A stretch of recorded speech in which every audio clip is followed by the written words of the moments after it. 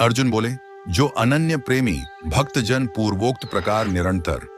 आपके भजन ध्यान में लगे रहकर आप सगुण रूप परमेश्वर को और दूसरे जो केवल अविनाशी सच्चिदानंद घन निराकार ब्रह्म को ही अति श्रेष्ठ भाव से भजते हैं, उन दोनों प्रकार के उपासकों में अति उत्तम योगविद्ता कौन है? श्री भगवान बोले, मुझ में मन को एकाग्र करके निरंतर मेरे भजन ध्यान में लगे हुए जो भक्तजन अतिशय श्रेष्ठ श्रद्धा से युक्त होकर मुझ सगुण रूप परमेश्वर को भजते हैं, वे मुझको योगियों में अति उत्तम योगी मान्य हैं। परंतु जो पुरुष इंद्रियों के समुदाय को भली प्रकार वश में करके मन बुद्धि से परे सर्वव्यापी अकठिनीय स्वरूप और सदा एकरस रहने वाले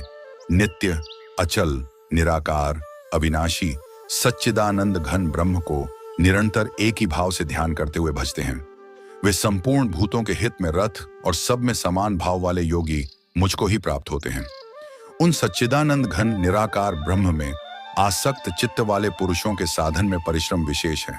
क्योंकि देहाभिमानियों के द्वारा अव्यक्त विषय गति दुख पूर्वक प्राप्त की जाती है।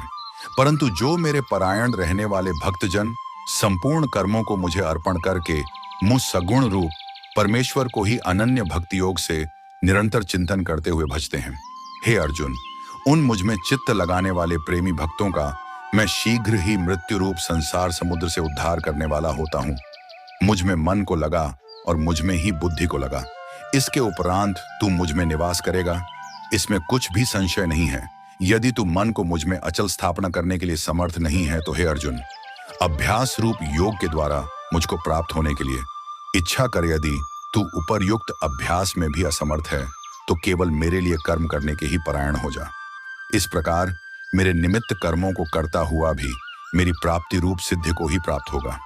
यदि मेरी प्राप्ति रूप योग के आश्रित होकर उपर्युक्त साधन को करने में भी तू असमर्थ है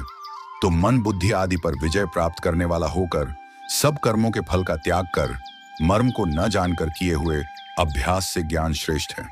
ज्ञान से मुझ परमेश्वर के स्वरूप का ध्यान श्रेष्ठ है, और ध्यान से भी सब कर्मों के फल का त्याग श्रेष्ठ है,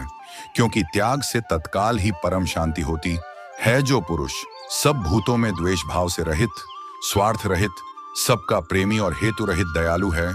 तथा ममता से रहित, अहंकार से रहित, सुख दुखों की प्राप्ति में सम और क्षमावान है, अर्थात अपराध करने वाले को भी अभय देने वाला है, तथा जो योगी निरंतर संतुष्ट है,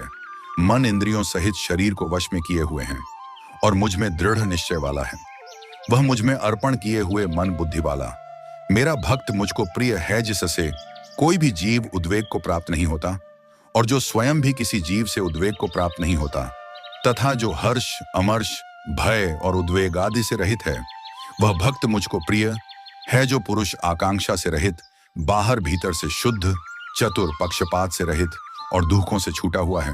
वह सब आरंभों का त्यागी मेरा भक्त मुझको प्रिय है। जो न कभी हर्षित होता है, न द्वेष करता है, न शोक करता है, न कामना करता है, तथा जो शुभ और अशुभ संपूर्ण कर्मों का त्यागी है,